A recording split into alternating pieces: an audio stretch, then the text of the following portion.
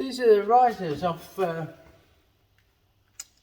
Suzuki 750. It's got a massive wide glide front end and a huge massive back wheel. And the threads are full, so we're going to put some inserts in. We're going to end coil these. So we've got the special drill bit that comes with the kit, and that takes it out to the tap-in size. And then we tap it out and we put an insert in that is basically just a thread. Just got an outside thread and an inside thread, and that puts it back to M8 because the threads are full. So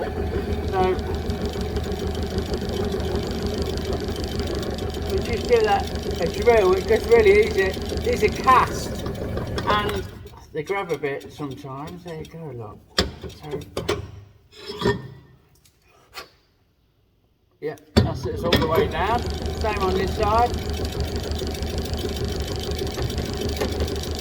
No thread to drill out on this side, hence the reason for the job. So there we go, we've took space.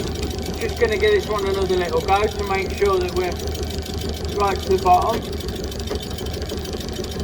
There you go, just cutting a little bit more. And then we'll get them threaded. So now we've cut the thread with the tap provided. And we'll just work our way right down until it bottoms out. Sorry for the shaky camera, the bench is moving a bit, I've just noticed.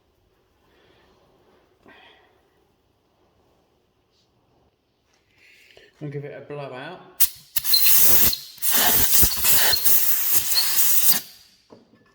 Very nice and clean and freshly cut. And now we can put a drop of Loctite on.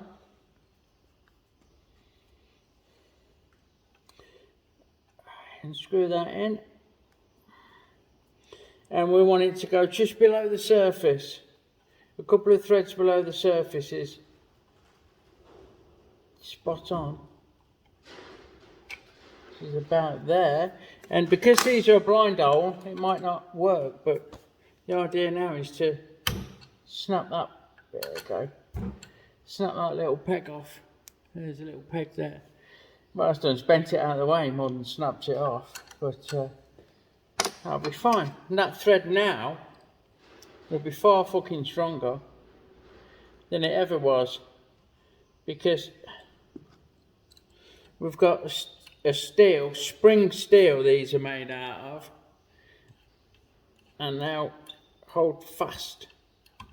The more you tighten it, the tighter it will get. So that's that. Right to the bottom, snap it off, or bend it down. I think that one's actually snapped off. And that's the thread reclaimed.